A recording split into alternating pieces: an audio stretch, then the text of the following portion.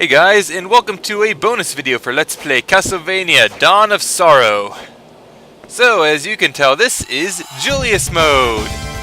So many things to talk about with Julius mode. Start off with, you have sub-weapons as Julius. Axe, Holy Water, Cross, and Grand Cross. Now this game is... the Julius mode is... Julius got hit pretty hard by the Nerf bat. He lost his invulnerability dodge, it is now a simple backdash. He no longer has the God uppercut, he just has this piddly little thing, which, admittedly, between the double jump and that, you can cross the bridge at the start of the castle, much like Julius could in the normal playthrough, so that's kind of nice. Julius, he just isn't that as impressive in this game as he is otherwise. Not to say that Julius mode is bad, I really like what they did with this Julius mode. And I will get right into that shortly. And by shortly, I mean I'm going to save, because I kind of need to save, and go from there. So then, first thing on our agenda is to open this door. For beyond the door is, as you recall, the first boss, the flying armor. Now the flying armor is more or less the same. Levels in this mode actually matter a good deal more than they do normally.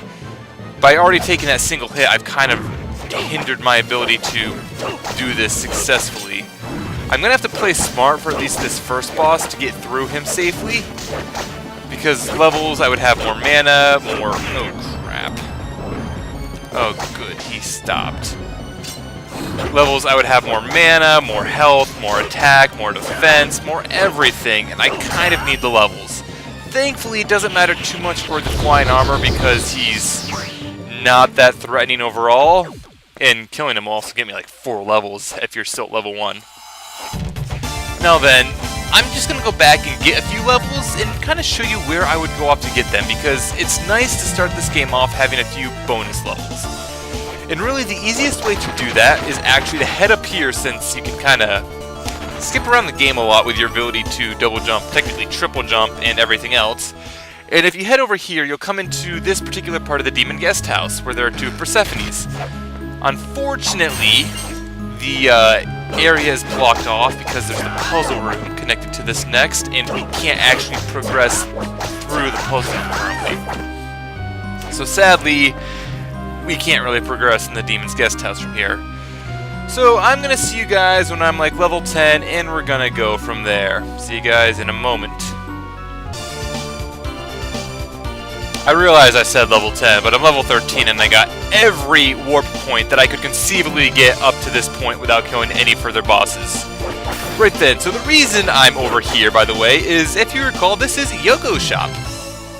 And Yoko is actually here. What are you talking about, Yoko? Everyone you know does that. I kind of feel sorry now.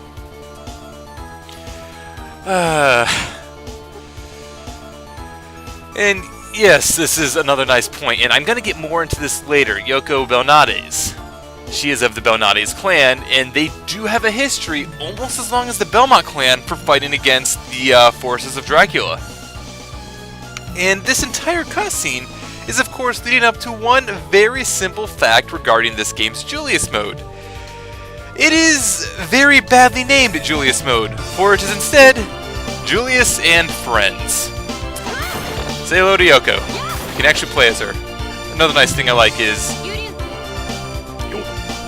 they say each other's name when you switch between them. They all have independent little character to them as well, because they all have an independent, like, you hold up and they pose.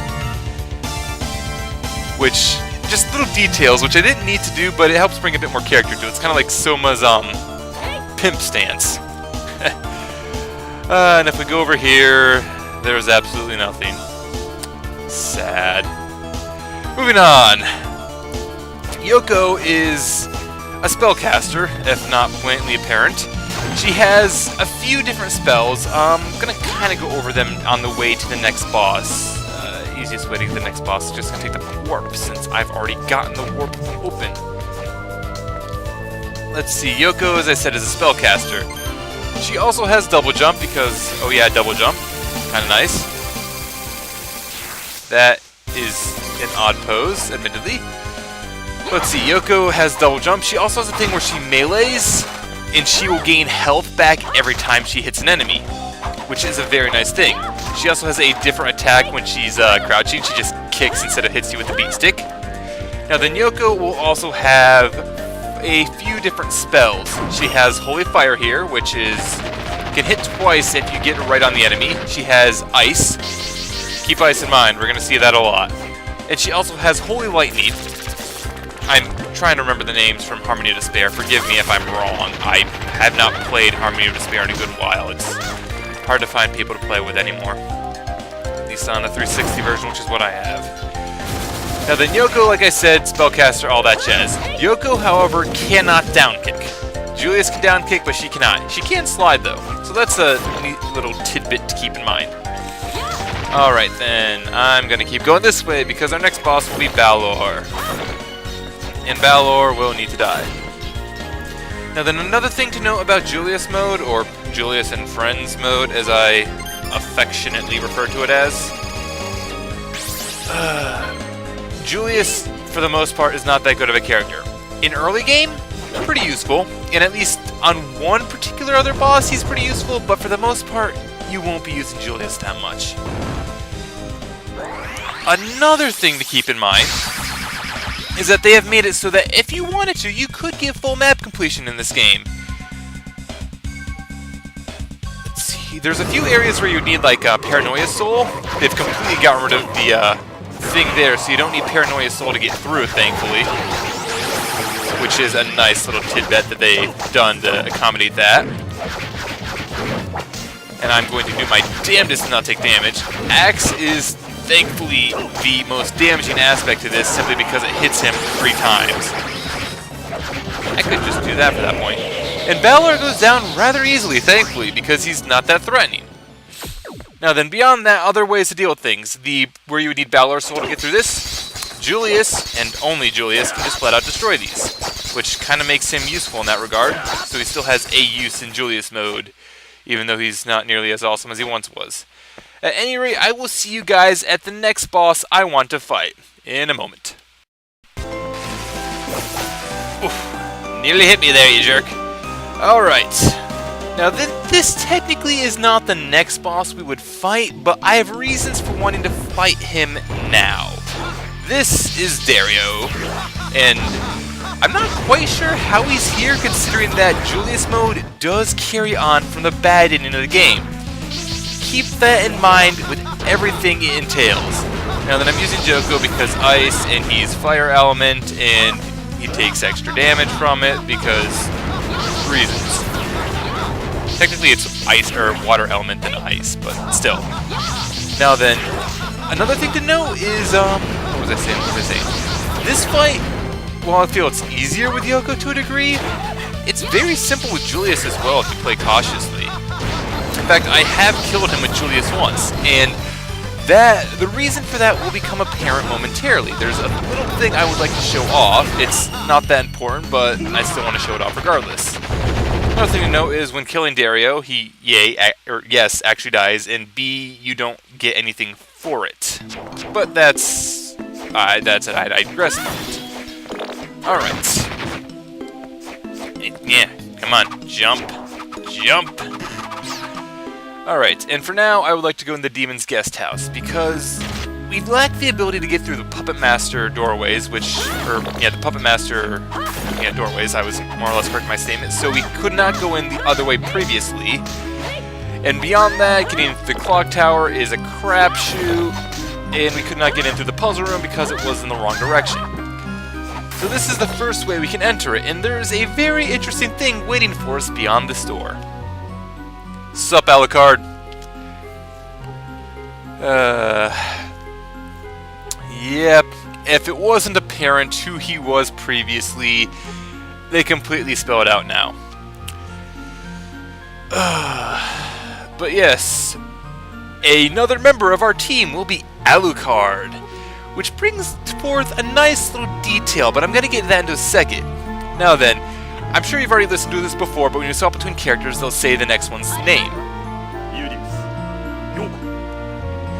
Now there's a nice little detail which I've actually checked, and I'm going to demonstrate that now because I was smart enough to set up a state for this. Wrong state. Correct state. Skip this. They actually put in voice lines for Julius to say Alucard's name, even though normally Yoko would be next in line.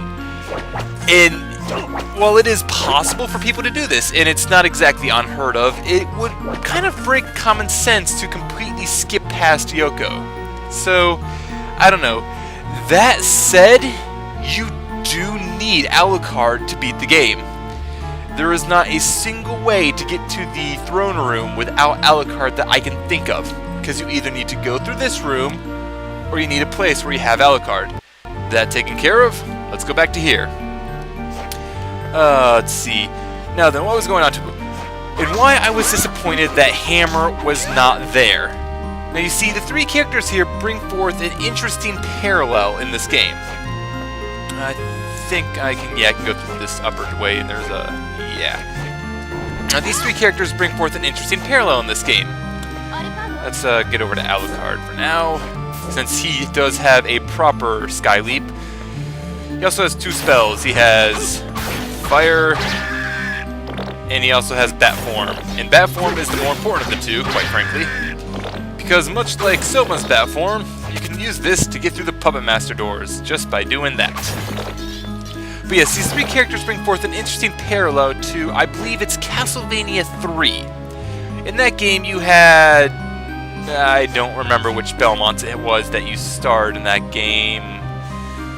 I cannot think of him for the life of me. But beyond that, you had multiple characters in that game. There were, I believe, 4 possible side characters, and I think you could have 3 of them at any given time. Now in that game, besides the Belmont you played as, you could also rescue a witch by the name of Silpha Belnades, one of Yoko's ancestors, along with recruit Alucard himself. You can see the parallel there. You have a Belmont, a member of the Belnades clan, and Alucard reprising his role from Castlevania 3. Now then, the 4th character was a man by the name of, I think it was Gant Dynasty, I believe his name was. He was kind of like the thief character type. He like threw knives, jumped on walls, stuff like that. And I believe that in the original game there was like plans. I believe it was like coded out and everything, but plans for Hammer to be a 4th playable character in this, reprising the role for Grant in this game. I wish they did that, but they did not, and I'm so sad that they didn't, because I think that would have been awesome to be able to play as Hammer as well. Now then, now that I've talked all that while, I've worked my way over to where the Puppet Master is. You kind of really want Julius to do this, believe me. And I still have no clue what the hell he's saying. Now Julius is good for this for a multitude of reasons. First of all, the puppets require 4 hits. Doesn't matter what you hit them with, you just need to hit them 4 times. And the whip, if you hold it out, will double hit. So it's just a matter of take your time with Julius and make sure you double hit. Since the second hit, the damage doesn't matter, you just need to hit it 4 times. And no other character can really hit that many times that easily. That, and not to mention that axe will hit multiple times because Puppet Master is a big boss, yada yada yada. And if all else fails, you do have the axe sub-weapon which hits high. So, overall, this is probably one of Julius's moments to shine in this game. So just keep that in mind, that this is a place where you want to use Julius. And not much more to do. He should be nearly dead at this point. There he goes. And that will be the Puppet Master down. I don't know if I've said it already, but I will be going through to kill all the bosses, mostly in boss order. The reason for that is I want levels, because there will be a few bosses that will give me problems. Namely Gurgoth, Bat Company, and Paranoia. Dear Lord, Paranoia. At any rate, I will see you at Dimitri and Malthius, since those two are right next to each other, and technically we should have already defeated them. And here's Dimitri.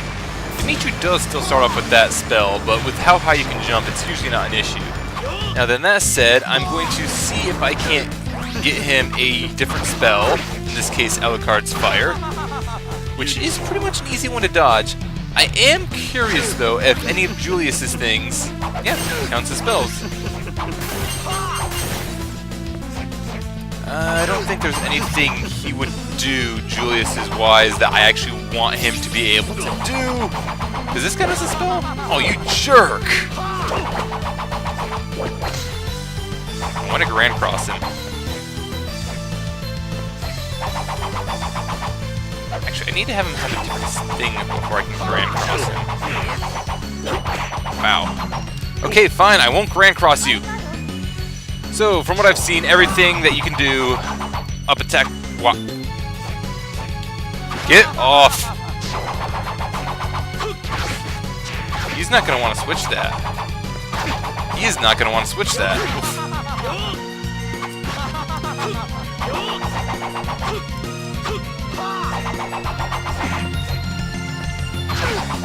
Can I crouch into that? I can crouch into that. Oh wow. Okay, I was getting my butt kicked before, then I realized I could crouch under that. And Dimitri gave me more problems than he should have, but that said, he's not that bad. I'm going to go back and heal, then meet you guys above us where Malpheus is. And here we are at Malpheus. I think I'm going to want Yoko for this.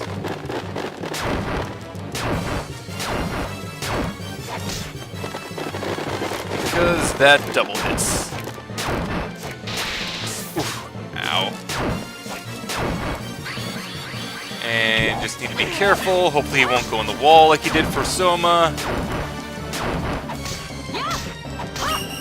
And he went down really easily because I'm a decently high level. I hit him with a double hitting weakness. Pretty sure that's a weakness. And yeah. Alright, so next up, oh, who would I fight next? So we're going to be Gurgoth or the Water Dragon. So I'm going to go fight the Water Dragon. See you guys there. Oh yeah. They don't really swim, do they? This...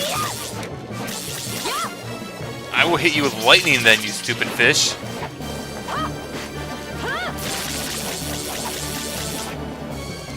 Especially with how many times that hits, that should work pretty well. It's just mana intensive. And you do hurt. Run away from the giant fish. Really? You're not gonna get a single freaking hit on him then?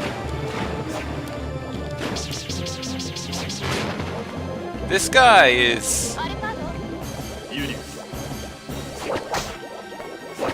And nobody swims in this game, apparently.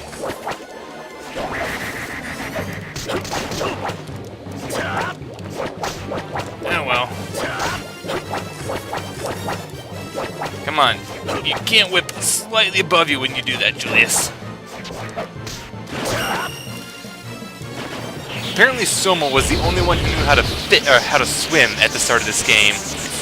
Oh well, still killed him fairly easy enough. Julius is nice that he has a decent reach. Yeah, that's one nice thing about him. Alright, I'm gonna go fight Gurgoth now. I'll see you guys at the top of the tower. I don't want to fight Gurgoth. Gurgoth is gonna cause me problems. Oh, I wonder if I can do that here. Another thing which I probably haven't shown off yet. Alucard has a smash attack, which lets you teleport. And yes, Soma can do the same thing to get through these barriers quicker. There's like 2 down in the Alchemy Labs, 1 up in the Garden of Madness that will get you to the Clock Tower. So I could be able to skip getting Alucard, except I need Alucard to do it. You need Alucard to beat this game.